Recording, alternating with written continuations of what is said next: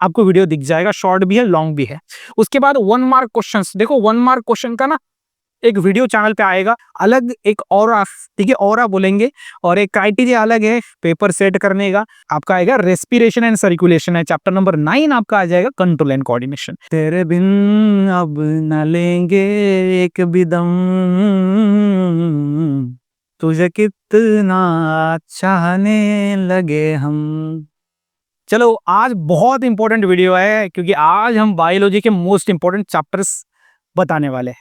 आप बोलोगे सर आप खुद बायोलॉजी पढ़ाते हो, बायोलॉजी एक्सपर्ट आप हो, क्योंकि बायोलॉजी में जो जो सारी चीजें और जो यूनिक सॉन्ग्स और रैप सॉन्ग और कंप्लीट बायोलॉजी इन 10 मिनट्स, ऐसे सारे वीडियोस मैंने जो बनाए हैं बायो के ऊपर, क्योंकि मेरा एक ही कहना है कि बायो को मैं कैसे आपके दिमाग के अंदर बैठाऊं, उस हिसाब से मैं पढ़ाता हूँ। और बायोलॉजी के अंदर मुझे आईएमपी चैप्टर्स बताने की जरूरत नहीं है, कुछ ऐसे टॉपिक्स में बताता हूँ जहां से सवाल 100% आते हैं, लेकिन वो कुछ एक अलग वीडियो में, एक नई वीडियो में उसके बारे में हम डिस्कस करेंगे।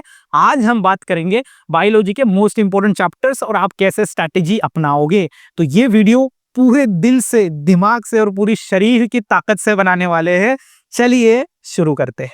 सबसे important chapters, chapter number 1 reproduction in lower and higher plants, chapter 2 reproduction in lower and higher animals, chapter number 3 inheritance and variation, chapter number 4 molecular basis of inheritance, chapter number 8 circular, मतलब आपका आएगा respiration and circulation है, chapter number 9 आपका आ जाएगा control and coordination. 6 chapters बहुत important, बहुत hard, बहुत इंपॉर्टेंट, बहुत हार्ड, और ज्यादा से ज्यादा मार्क्स देने वाले हैं। जो इंपॉर्टेंट मतलब क्या, जो ज्यादा मार्क्स देता है, ऐसा थोड़ी कि जो बहुत ज्यादा नॉलेज देता है वो हमारे लिए इंपॉर्टेंट है।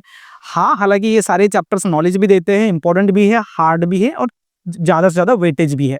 ठीक है, अब ये जो सारा वेटेज आप देख रहे हो ये ऑप्शन के साथ है, ऑप्शन के साथ।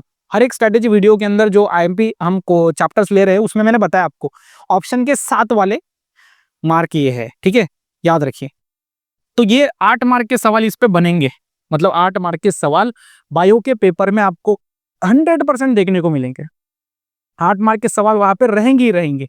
उसके बाद reproduction lower and higher plants के अंदर, उसके बाद ये एनिमल के अंदर 8 मार्क ऑप्शन के साथ, ये 6 मार्क, ये 6 मार्क, ये आपका हो जाएगा 10 मार्क, ये आपका हो जाएगा 11 मार्क। ठीक है, ये 2 चैप्टर्स तो इंपॉर्टेंट है बहुत ज्यादा। ह्यूमन फिजियोलॉजी के ऊपर ये चैप्टर है, जिसमें आपका जो रेस्पिरेशन एंड सर्कुलेशन है ना, रेस्पिरेशन में ये बताया जाता है कि कैसे एक कॉम्प्लेक्स सब्सटेंस को काट के ब्रेक डाउन करके एक सिंपल एनर्जी बनाई जाती है। और आपका सर्कुलेशन में ये पता लगता है कि हमारा जो हार्ट है, हार्ट, ठीक है, हार्ट, दिल की धड़कन, तुम दिल की धड़कन में रहते हो, ठीक है, दिल की धड़कन में कौन रहता है, खून रहता है दिल के अंदर, याद रखिए, ब्लड रहता है। तो सर्कुलेशन में कैसे आपका जो हार्ट है वो पंप करता है, तो ये मोटर की तरह काम करता है अपने बॉडी के अंदर। जैसे हमारे घर के अंदर एक मोटर होती है जो ग्राउंड के अंदर का पानी ऊपर चढ़ाती है या फिर ऊपर का पानी नीचे लेके आती है, उसी प्रकार से जो हार्ट होता है हमारे बॉडी के अंदर, वो अलग अलग ऑर्गन्स तक ब्लड पहुंचाता है और अलग अलग ऑर्गन से ब्लड लेके आता है हार्ट के अंदर, और जो लंग्स के तरफ भेजता है प्यूरिफाई के लिए। वो हम वन शॉट के अंदर वो डिटेल पढ़ेंगे, यहाँ पे हम उसके डेप्थ में नहीं जाएंगे। तो ये है। और कंट्रोल कोऑर्डिनेशन में आपका ब्रेन, आपका नर्वस सिस्टम और ब्रेन बहुत इंपॉर्टेंट है, और जिसमें कुछ सेंसरी रिसेप्टर्स भी आपको देखने को मिलेंगे, पढ़ाई करने के लिए मिलेंगे, जैसे कि आंख और कान, है ना। तो ये सारी चीजें हैं। अब इनको सबको अगर हम वेटेज के मार्क्स को मिलाएंगे तो 49, ठीक है, लगभग 50 पकड़ लीजिए, 50 मार्क्स, और 30 मार्क्स ये तो हो जाएगा 79, लगभग 80। सो 100 में से 80 मार्क्स बहुत बढ़िया है सर। लेकिन याद रखिए, थोड़ा दिमाग लगाइए, ये प्रैक्टिकल चीजें नहीं है। कम होता है, कम क्यों होता है? क्योंकि पेपर कैसे डिजाइन होता है उसके ऊपर डिपेंड है, पेपर कैसे डिजाइन होता है उसके ऊपर डिपेंड है। क्योंकि अगर मैं बोलूं आपको यहाँ पे जगह जगह की थोड़ी कमी है, कोई दिक्कत नहीं, मैं यहाँ पे लिखता हूँ। देखो, जैसे मैंने आपको बोला सेक्शन ए है आपका, सेक्शन बी है, सेक्शन सी है और सेक्शन डी है। अब ए के अंदर, बी के अंदर, सी के अंदर और डी के अंदर, जो बी होता है ना, इसमें 12 क्वेश्चंस दिए जाते हैं, सिर्फ 8 सॉल्व करने हैं। इसमें 12 क्वेश्चंस दिए जाते हैं, सिर्फ 8 सॉल्व करने हैं। और यहाँ पे 5 क्वेश्चन दिए जाते हैं, सिर्फ 3 सॉल्व करने हैं। तो यहाँ पे प्लस कितने हैं? 4 एक्स्ट्रा दिए गए, यहाँ पे भी 4 एक्स्ट्रा दिए गए, यहाँ पर भी कितने दिए गए? 2 एक्स्ट्रा दिए गए, है ना। तो आप याद रखिए, इस बी के अंदर हमने reproduction in lower and higher plants के ऊपर का एक सवाल सॉल्व कर दिया है ऑलरेडी, ठीक है। लेकिन जो बचे हुए जो 4 एक्स्ट्रा है उसमें भी यही चैप्टर का और एक सवाल है, तो हम क्या करेंगे, और वही और एक अटेम्प्ट कर लेंगे।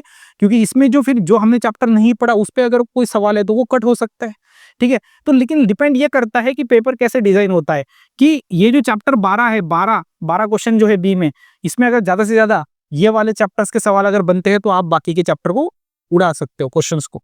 तो ये सारी चीज़ें ना क्वेश्चन पेपर कैसे डिज़ाइन होता है उसके ऊपर डिपेंड होती है। लेकिन याद रखिए, चलो वो क्वेश्चंस हमने कट भी नहीं किए, ठीक है, कोई दिक्कत नहीं। फिर भी आप यहाँ पे 40 मार्क्स तो कम से कम ले सकते हो, लेकिन एक कंडीशन है कि सारे के सारे चैप्टर्स के अंदर डिटेल्ड सारी चीज़ें आपको याद होनी चाहिए, दिमाग में आपके भरना चाहिए बहुत ज़्यादा कि इसमें क्या है। सारी चीज़ें chapter first, second, third, fourth, ये आपका 8th और 9th, इसमें जो भी सारी चीज़ें दी गई है, चैप्टर आपका 1 हो या फिर 9 हो, या फिर इसमें 1 मार्क का सवाल हो या फिर 4 मार्क का, सारी की सारी चीज़ें, डायग्राम, एमसीक्यू और सारी चीज़ें अगर आपको आती है तो फिर आप 40 ले सकते हो। यहाँ पे अगर आपने 20 भी पकड़ा तो 60 मार्क्स आपके हो जाएंगे, मतलब पास जो है वो आप क्लियर हो जाओगे।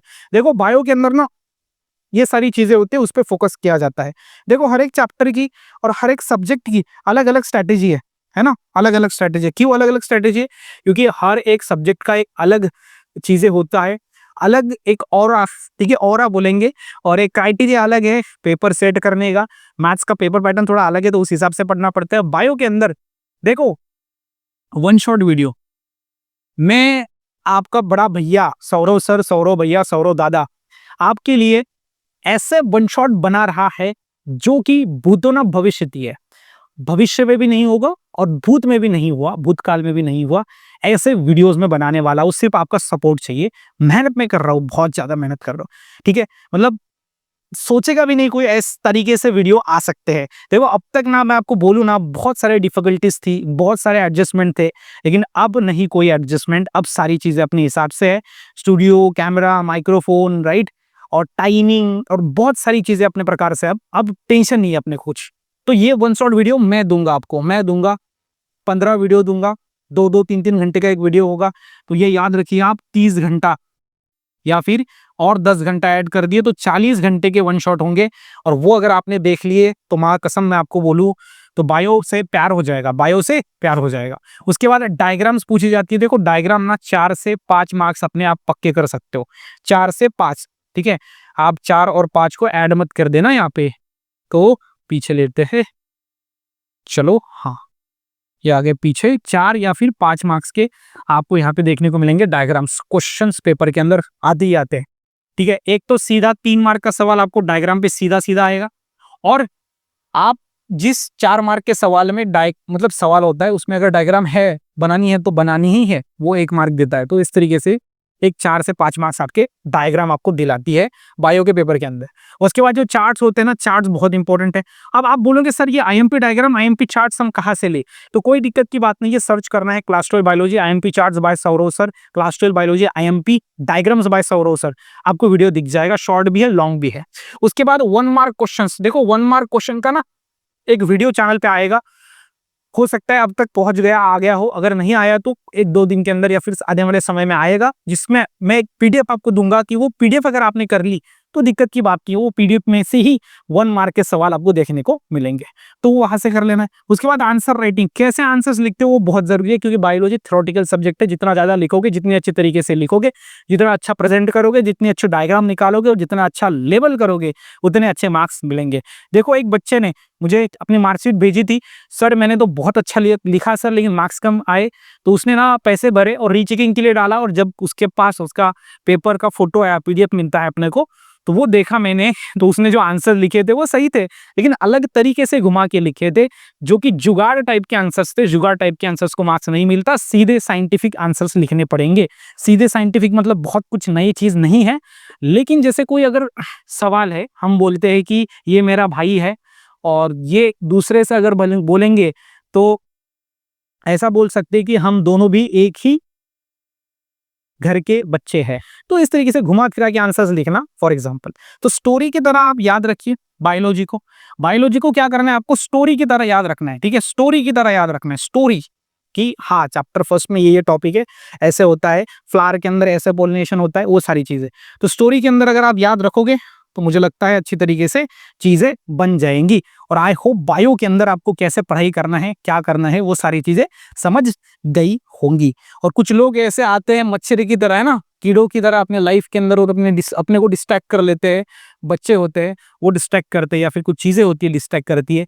तो टेंशन नहीं लेना है, ऐसा ऐसे यहाँ पे इरेजर लेना है, उसको इरेज कर देना है और सारी चीजें क्लियर कर लेनी है, लेकिन रुकना नहीं है, ठीक है। चलो आज की इस वीडियो में यहीं पे रुकते हैं, लाइफ में नहीं रुकना है, पढ़ाई नहीं रुकनी चाहिए।